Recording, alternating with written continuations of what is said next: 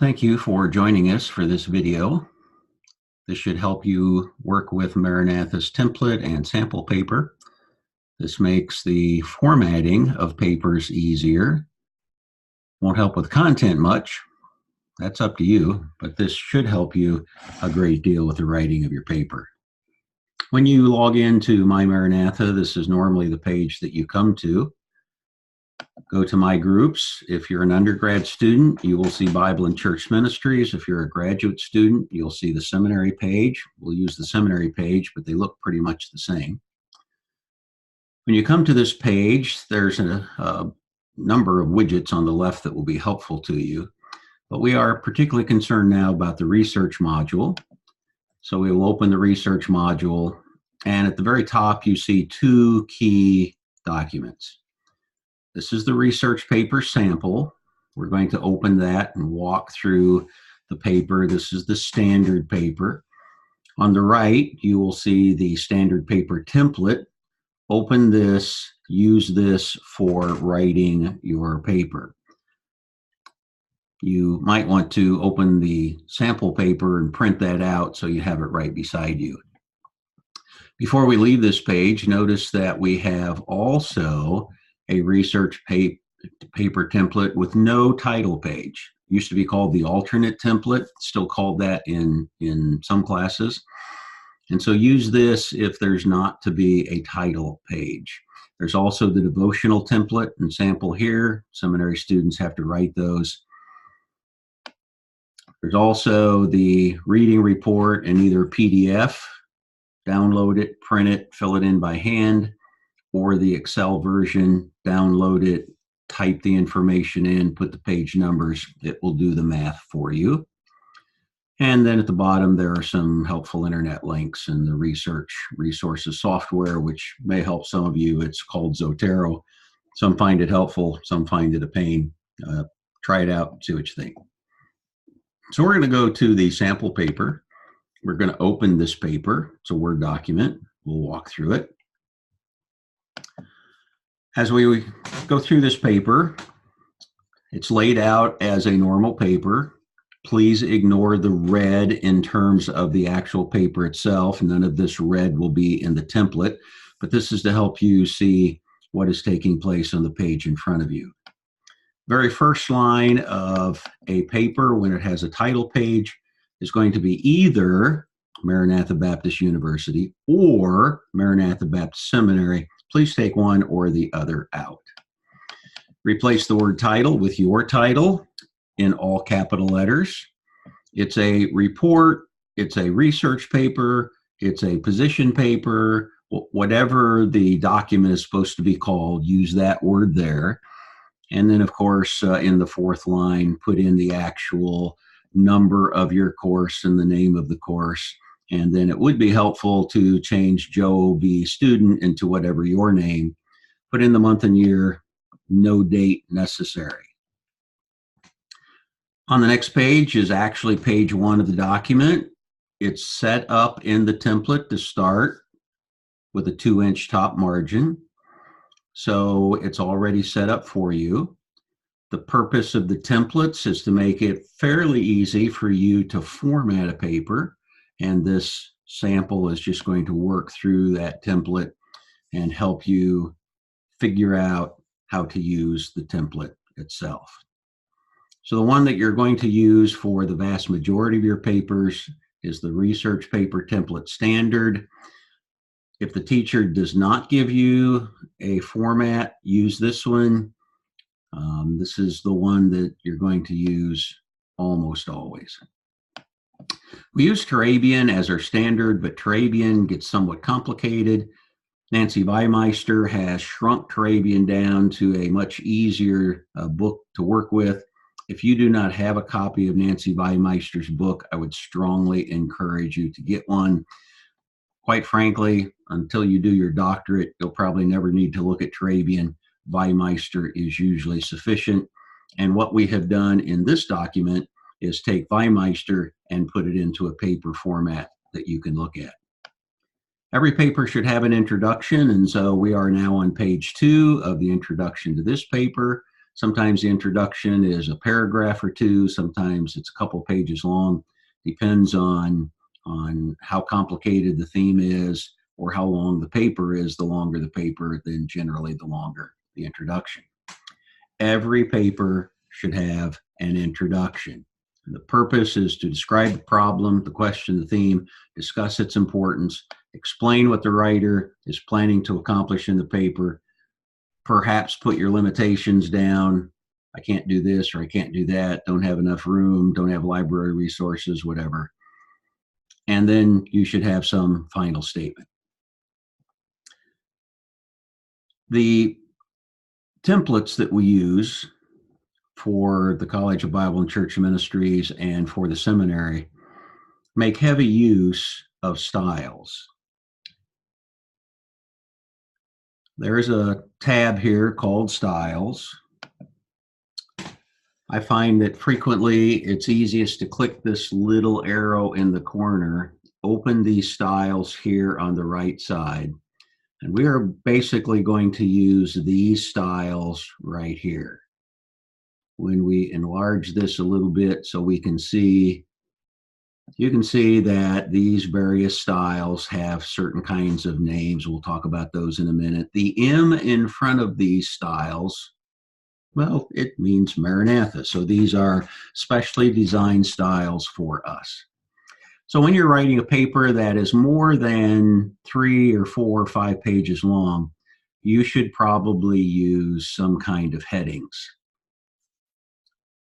These are sections. They would be Roman numeral 1 in an outline. Each section has an introduction, letting the reader know what's going to happen within that section. And then the sections of the paper then are divided. This is a heading 1. It's a major heading. It's the one you will primarily use. You'll notice that here on the style sheet, when I clicked in here, it became M heading 1. Down here, it's the body text. One of the advantages of styles is when I want to do a heading, I type the heading, I come over here, I click heading 1, and you'll notice that it centered it, turned it into a bold font, and added 1 extra line at the top. Does that automatically for you. This is a major heading. This is a secondary heading. When you click it, you'll notice that it's heading 2. So in a paper, you'll be using these various styles to get the correct formatting for your paper. Margins are already set up, 1 margin on each side and at the top and the bottom of the paper. Trabian calls for 1.5 inches, but that's because they're talking about dissertations that are bound. We don't bind our papers, so 1 inch all the way around is sufficient. It's already set up. Don't have to do that at all. Headings we've already mentioned. So we have chapter headings. We don't ever use those except for the bibliography. The bibliography is technically a new chapter. Any addenda that you might add is technically a new chapter. So there we will use the heading chapter, but most of your papers, you're not going to have to worry about that because I already have the bibliography page set up for you. You can go to a Weimeister Appendix D. You can see the proper form for headings. She explains those. We have them laid out, and you don't need to worry too much about what Weimeister has to say. The simplest approach is to just read through this paper here. So first level heading, centered, bold, called heading 1. We normally use that for the major headings within a paper. Heading 2 obviously is going to be a second level. The third level heading given here is flush with the left. It's bold. Heading 4 is the same as heading 3, but it's not bold. And so heading 1 is bold, heading 3 is bold, heading 5 is bold, headings 2 and 4 are not. Fifth level heading is called a paragraph heading. The actual heading is just those first two words in the paragraph followed by a period. Sorry, you'll have to bold those words on your own. I can't get the style to bold just the first two words and not the rest of the paragraph. You don't have to use all 5 levels of heading. Most students will use perhaps heading 1 and heading 3. They're significantly different from each other. Some might use 1 and 2. One thing to remember is you can't reverse the order of the headings. Don't use heading 2 as your primary heading level and then heading 1 as a sub-level. People who know Turabian realize that a centered bold heading is the number 1 heading. A centered not bold is number 2. They know this order, and so if you turn this order around, it will confuse them. Indentations are already set up for you. Paragraphs are already indented. You don't have to do anything. Don't put a tab in the front. Just begin typing in a new paragraph. This is called the body text, and so this particular style will take care of everything for you. When you want to do a block quotation, block quotations are for longer quotations, usually 2 sentences of 5 or more lines. Again, just type a paragraph as normal. Click the style block quotation. It fixes that for you. So if I click the body text, this long quotation goes back to the normal body text, double spaced, regular margins. I just come up, click the block quotation. It creates the new format. If the original material has multiple paragraphs in your block quotation, identify that. Otherwise, the block quotation is a single block of information. If the block quotation is not an independent paragraph, if you stepped into a block quotation in the middle of a paragraph, then you can use block notation, no dent. That removes the indent. So this is a standard block quotation up here. Click this. It is now a no dent. There's no indentation. Change it back to normal.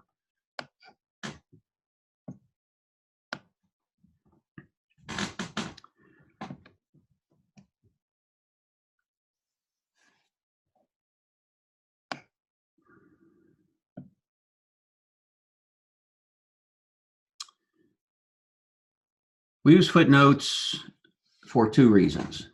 One is to identify the source of information in the paper. You should identify the source of any information that you do not already know. It's not just for direct quotations. Sometimes, however, we use a footnote to give additional information to the reader. Doesn't quite fit in the body, doesn't flow very well, but it's helpful, it's useful, it's cool. We put it at the bottom of the paper. We do not accept endnotes, only accept footnotes. Now, if you read Turabian, you will discover that Turabian, the latest version, has made a modification in the footnote. Word cannot do that, and so we pretty much have fixed that. We stay with the old format. We don't follow Turabian at this point. If you want to follow Turabian, go to Appendix A at the end of this paper and create a macro for yourself. The only way we could fix the problem in Turabian was by creating a macro, but if I write a macro and you try to load it on your computer, Macintosh will not accept the macro. And and Microsoft is beginning to reject macros because they tend to carry viruses, and so they're getting more cautious. So I've created a way for you to write the macro if you want to. If you're not comfortable doing that, don't worry about it. The faculty are not concerned if you're not using the precise, correct format for your footnotes. We will live with the standard footnote style.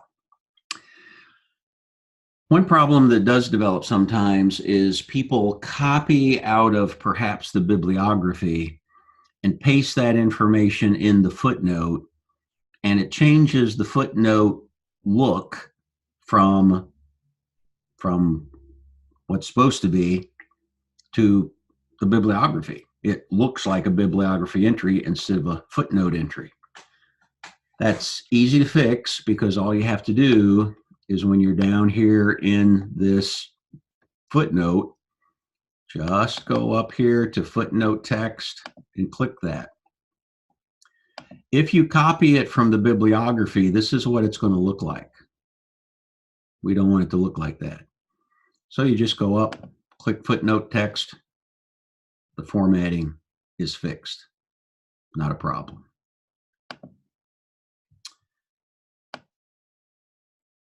Some of this you can read for yourself. There are some instructions for getting abbreviations for theological journals, for using Greek or Hebrew fonts. If you are going to use a language font that doesn't use a standard keyboard, then you need to embed your font in the document.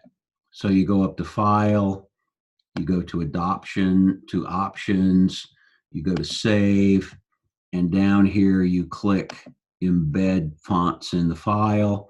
If you want to reduce the size of the file, you can just embed only the characters that you use. So if you're only using one word in Greek, but you want it in Greek, then you can embed just those characters. I would encourage you to click this bottom one at least. Don't embed the common system fonts. Your file gets really, really big. Click OK. Come back to where you're going. If you don't have Greek or Hebrew fonts, you can get free ones. I've given you instructions there to do that.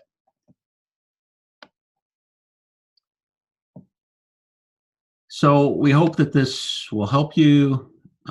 Trust that as it creates easier formatting, that it will make it very easy for you to take care of at least this part of the paper. We have a short bibliography here with indications of how this is supposed to look.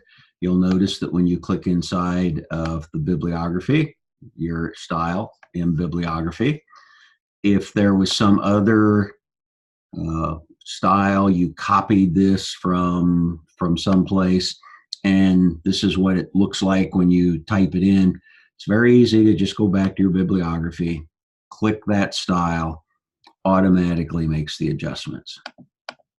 These are the instructions for creating your own macro. Again, not a requirement. If you're comfortable, a little bit techie, you can do this. It looks long. It's not nearly as hard. Once this is done inside your document, you will have no problem with that document now being able to handle this problem that Turabian has created. So as you do your writing, Weimeister will help you with your research. Weimeister will help you with the flow of the paper. She's really pretty good at that. This document and these styles will help you, at least with the formatting, make that much of your paper easier. So we trust this is helpful. If you have any questions, please contact Dr. Oates. That would be Oates, O-A-T-S, at mbu.edu. He would be happy to talk to you or to explain anything that doesn't make sense. Lord bless. Trust you have a great career at Maranatha.